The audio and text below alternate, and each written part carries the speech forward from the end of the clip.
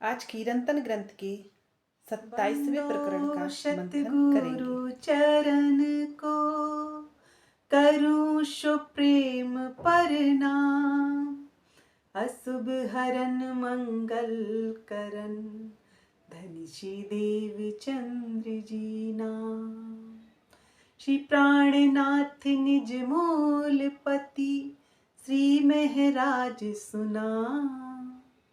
तेज कुंवर श्यामा युगल को पल पल करूं प्रणाम, पल पल करूं प्रणाम।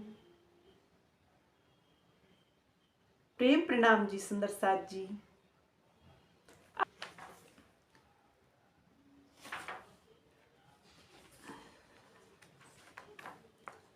वेदांत के इन कीर्तनों में माया और ब्रह्म के धाम स्वरूप तथा लीला पर प्रकाश डाला गया है। वेदांत के अधिकतर कीर्तन सूरत में और हरिद्वार में उतरे हैं।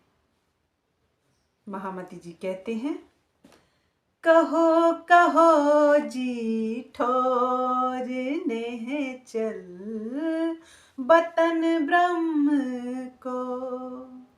तुम तीन शरीर तज भय ब्रह्म पायो है पूरन ज्ञान। जो लो संशय ना मिटे साधो तो लो होत है हैरान। साधो तो लो होत है हैरान। महामती जी कह रहे हैं, हे वेदांतियों, हे वेदों को जानने वाले, हे वेदों को पढ़ने वाले और उनका अर्थ करने वाले, यह बताओ कि उस ब्रह्म का ठौर अर्थात उसका स्थान, उसकी लीलाएं और उसका स्वरूप कहाँ है। और तुम जो अपने आप को तीनों शरीरों से मुक्त करके ब्रह्म मान लेते हो, वह किस तरह से तुम मान लेते हो, क्योंकि संशय रहित ज्ञान तो अभी आपने प्राप्त ही नहीं किया। आप लोग यह मानते हो कि स्थूल, सूक्ष्म और कारण शरीर का त्याग करके जब हम महाकारण की अवस्था को प्राप्त करते हैं तो ब्रह्म का स्वरूप हो जाते हैं, जीव भाव से हम दूर हो जाते हैं। इस तरह से आप साक्षात परब्रह्म स्वरूप हो जाते हैं। जब तक आपके मन में संशय रहेगा, संशय रहित ज्ञान प्राप्त नहीं करेंगे, तब तक आप शांति को कदापि प्राप्त नहीं हो सकते। महामती जी के आगे कह रहे हैं, वेदांती संतो महंतो पायो अनुभव सार। निज बतन जो आपनो तुम सोई करो निर्धार। महामती जी कह रहे हैं, वेदांत के चिंतन में लगे हुए संतों, महंतों, तुमने तो सर्वोच्च ज्ञान के सार का ही अनुभव कर लिया, लेकिन अब तुम दृढ़ता पूर्वक यह निश्चित करो कि तुम्हारा निज घर कहाँ है। वे कह रहे हैं, क्या तुम वेदों को पढ़कर यह बता सकते हो कि तुम्हारा निज स्वरूप और तुम्हारा निज घर कहाँ है। वे कह रहे हैं, वेदांत का अर्थ होता है वेद का निर्णय। महर्षि व्यास आदि मनुष्यों ने ब्रह्म के विषय के द्वारा जितना समझा है वह ज्ञान वेदांत कहलाता है, किंतु यह नहीं समझना चाहिए कि वेदांत में जो लिखा है वह अंतिम सत्य है। अंतिम सत्य तो वेद और श्री मुखवाणी है। महामती जी कहते हैं कि अपनी मत ले ले साधु बोले शब्द भय अपार, और एक शब्द को अर्थ ना उपजे कई सुपन दुतार। महामती जी कहते हैं कि ग्रंथों को भी पूर्ण नहीं मानना चाहिए, क्योंकि वह क्षर के देवताओं की, क्षर के मनुष्यों की अपनी स्वयं की बुद्धि है, स्वयं का अनुभव है। लेकिन मोती मोती उन ग्रंथों से निकाल लिए जाएं तो वास्तव में उनका कुछ अर्थ हो सकता है जो जीवन के उद्धार। महामती श्री प्राणनाथ जी समझा रहे हैं कि ग्रंथों में, पुराणों में, उपनिषदों में, सभी धार्मिक ग्रंथों में जो लिखा है उसे अंतिम सत्य नहीं मानना चाहिए, क्योंकि अगर उसे अंतिम सत्य माना जाए तो आप यह बता दीजिए कि आपका निज घर कहाँ है, आपकी परात्म का स्वरूप क्या है, आपकी आत्मा का निज घर कहाँ है। इस तरह से यदि आप बताते हो तो वास्तव में आपको पूर्ण का ज्ञान हो गया है। लेकिन जब तक आप इन प्रश्नों के, अनादि प्रश्नों के उत्तर नहीं जानते, तब तो आप अभी क्षर में ही उलझे हो और क्षर का ही ज्ञान प्राप्त कर रहे हो। इसलिए आपको निज घर की और अपने आत्म तत्व की पहचान नहीं हुई है। आगे महामती जी कहती हैं, पहले पेड़ देखो माया को, जाको न पाए पार, जगत जने जा जोगसी, जगत जने जा जोगनी, सो कहावत बाल कुमार। महामती जी कहते हैं, जिस उपादान कारण माया से यह जगत उत्पन्न हुआ है उसका पार कोई नहीं पाता। संसार को उत्पन्न करने वाली यह माया बालिका, कुमारी या योगिनी ही कहलाती है।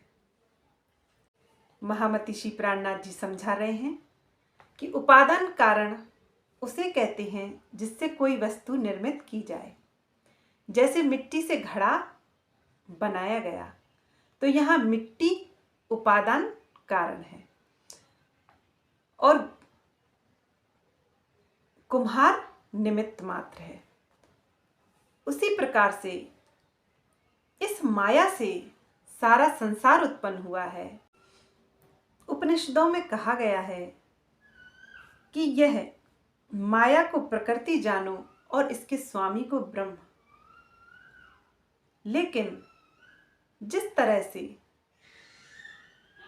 एक कुमारी स्त्री किसी संतान को जन्म नहीं दे सकती, उसी प्रकार से यह माया भी कुमारी और योगिनी कही गई है। लेकिन इससे तो सारा संसार प्रकट हो जाता है। इसी को समझाते हुए महामती जी कहते हैं कि अव्याकृत में स्थित काल निरंजन की अर्धांगिनी है यह माया, और अव्याकृत और काल निरंजन की लीलाओं से यह प्रकट होती है और इन्हीं के हुक्म से यह बनी है और इसी से सारा संसार प्रकट हुआ है। इसी को माया कहते हैं। यहाँ सामान्यता यह नहीं समझना चाहिए कि इनमें स्त्री पुरुष जैसी कोई लीलाएं या कोई काम विकार होता होगा। यह तो उस पूर्ण ब्रह्म के हुक्म से अव्याकृत और काल निरंजन की लीला से प्रकट होने वाली उनकी एक माया अर्धांगिनी कहलाती है। आगे महामती जी कहते हैं, मात पिता बिन जन्मी, आपे बंझा पिंड, पुरख अंग छूट्यो नाही, पुरुख अंग छुओ नाही, और जायो सब ब्रह्मांड। महामती जी यही समझा रहे हैं कि यह माया बिना माता पिता के कैसे पैदा होती है और स्वयं बंध्या कहलाती है, अर्थात बांझ कहलाती है, जिसकी संतान ना हुई हो। इसने अपने पति आदि नारायण को छुआ भी नहीं और सारे ब्रह्मांड को उत्पन्न कर देती है। महामती जी कह रहे हैं कि यदि शक्तिमान ब्रह्म अनादि है तो उसकी शक्ति चैतन्य माया भी अनादि मानी जाएगी। योग माया ब्रह्म की तरह ही चेतन, अनादि और अखंड है, इसलिए इसे काल माया बिना माता पिता के ही उत्पन्न हुआ कहा गया है। महामती जी कहते हैं, तू कहाँ देखे इन खेलन में, ये तो पढ़ो सब प्रतिबिंब। वे कह रहे हैं अपनी रूहों से कि तू इस झूठी माया, छलनी माया में क्यों पड़ी है, क्या देख रही है। ये तो प्रपंच से बनी स्वप्न के समान झूठी यह माया है, क्योंकि यह एक होती है योग माया जो अखंड चेतन है, और एक होती है काल माया जो स्वप्न की तरह झूठी है।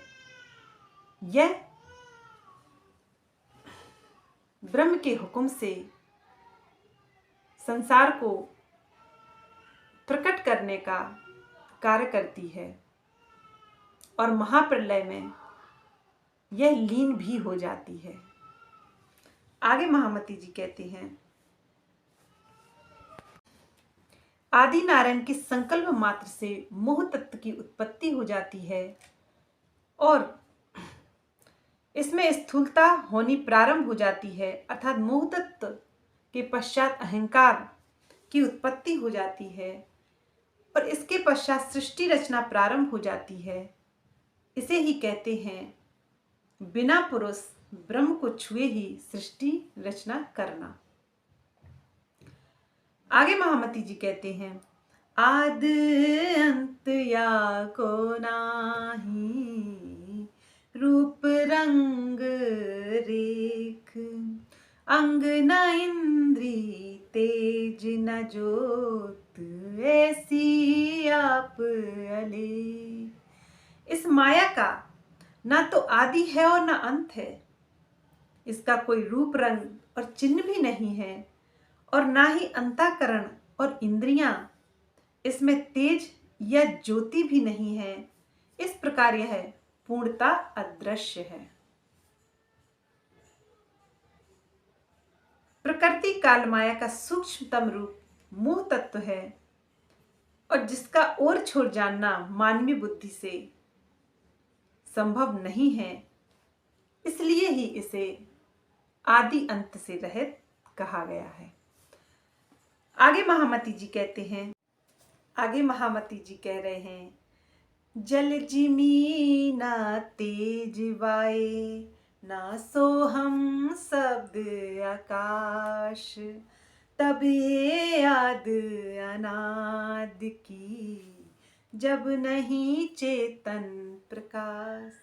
महामती जी कह रहे हैं, जब सृष्टि के प्रारंभ में जब 5 तत्व ही नहीं थे, जल, अग्नि, आकाश, वायु, पृथ्वी, इन 5 तत्वों का अस्तित्व नहीं था, और सोअहम शब्द का अस्तित्व भी नहीं था, तब भी यह माया अखंड योग माया से,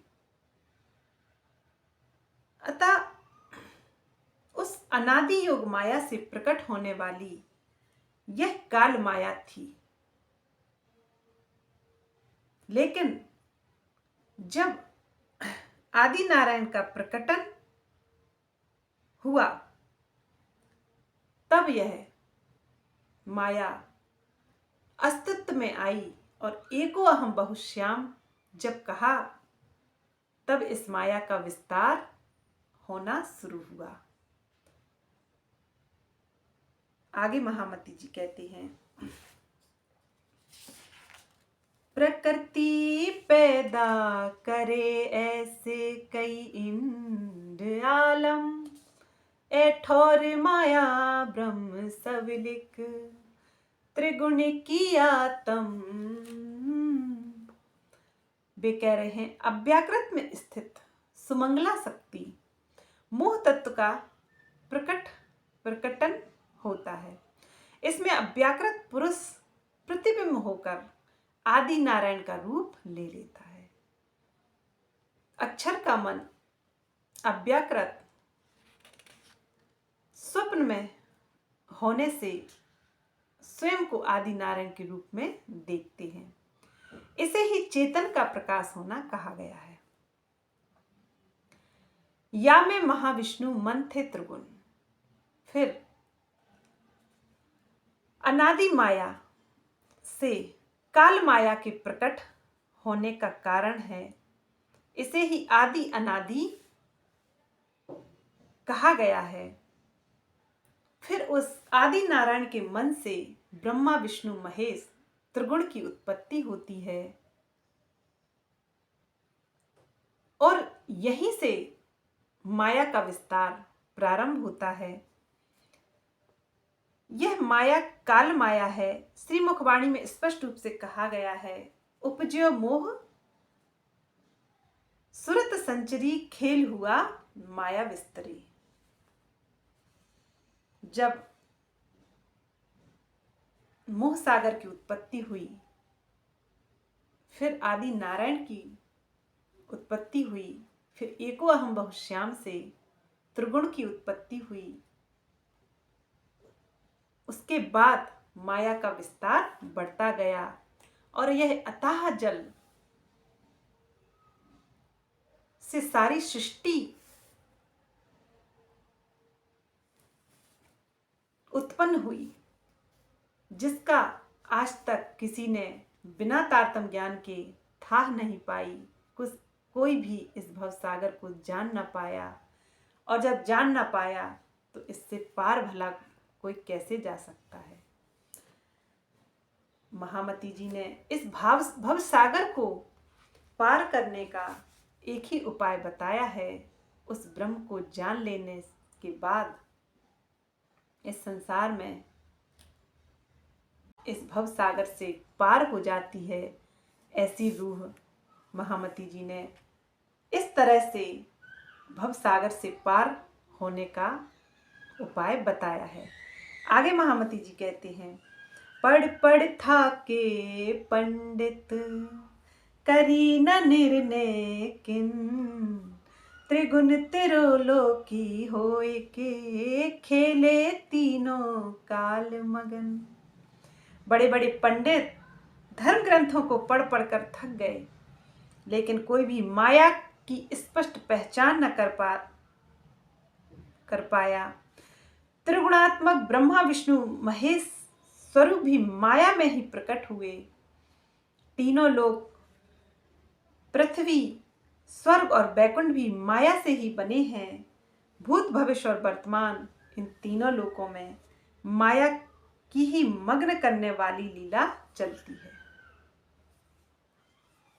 अब बताइए सुंदर साथ जी, जहां माया ही माया का प्रपंच है, उस माया के संसार में रहते हुए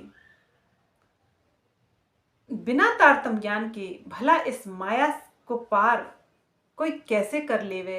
इस माया के दुखों से कोई मुक्त कैसे हो जावे? आप कुछ भी करते रहिए, संसार के लोग कुछ भी करते रहें, वेद पढ़ें, कतैब पढ़ें, पुराण पढ़ें, इस क्षर का कितना भी ज्ञान लेते रहिए, लेकिन माया की बुद्धि या माया के दुख उनका पीछा छोड़ने वाले नहीं हैं। लेकिन जब पार का ज्ञान, जब पार के स्वामी का संदेश, पार के स्वामी की पहचान जब तक नहीं होगी, जब तक हम उसके संदेश को नहीं समझेंगे, तब तक इस माया के दुख समाप्त होने वाले नहीं हैं, क्योंकि यह छलनी माया है, यह दुखों में रचने वाली है। इस संसार का तो नियम ही है, दुख, जड़,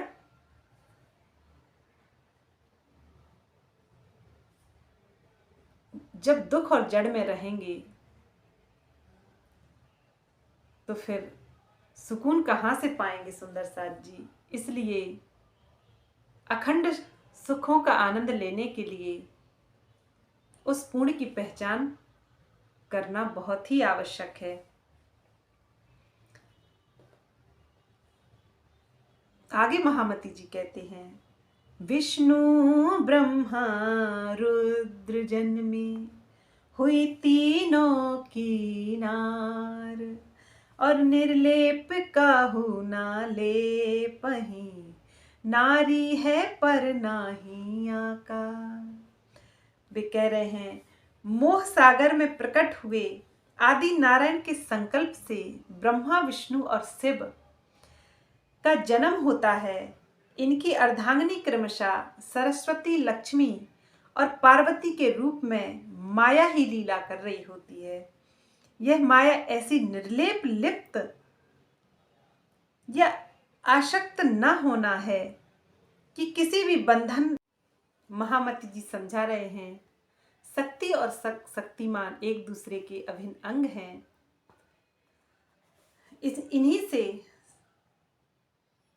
सारा संसार, सारा जगत क्रियाशील है और इन्हीं से दृश्यमान है।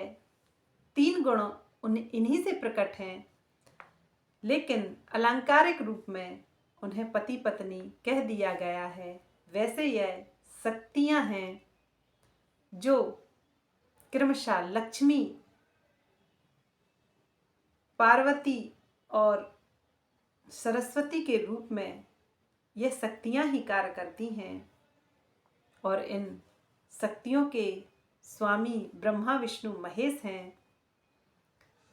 और यह ब्रह्मा, विष्णु, महेश इन्हीं अपनी शक्तियों के वश में होते हैं। इसीलिए इन्हें भी माया के बस में माना गया है।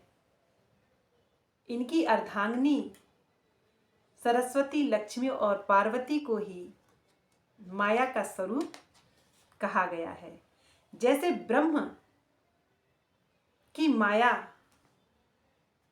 को अनादि माया कहते हैं, उसी प्रकार से नारायण की माया को काल माया कहते हैं। यही महामती जी समझा रहे हैं कि यह सब शक्तियों के नाम हैं। इन लोगों को समझाने के लिए ब्रह्मा, विष्णु, महेश और सरस्वती, लक्ष्मी, पार्वती का उदाहरण देकर समझाया जाता है, जिससे वे अच्छे से समझ जाएं। और पौराणिक दृष्टि से लोग बड़े ही अच्छे से समझ जाते हैं। आगे महामती जी कहते हैं, गगन पाताल मेरे शिखरों, अष्टकुली बनाए, 50 कोट जो जंजिमी, सागर सात समाए। महामती जी समझा रहे हैं, इस माया से ही यह अनंत आकाश बना है। अष्टावरण, 5 तत्व, 3 गुण, 5 तत्व, मन, बुद्धि, अहंकार युक्त इस ब्रह्मांड में सुमेरु पर्वत जैसे पहाड़ों की ऊंची ऊंची चोटियां, पाताल लोक की भी रचना इन्हीं ने की। 50 करोड़ योजन वाली पृथ्वी तथा 7 सागरों की रचना भी इन्हीं की देन है। किसकी देन है? माया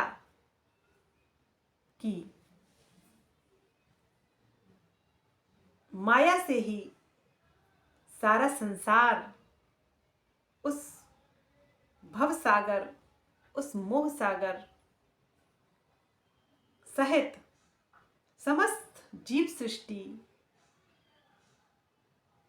समस्त 14 लोकों के प्राणी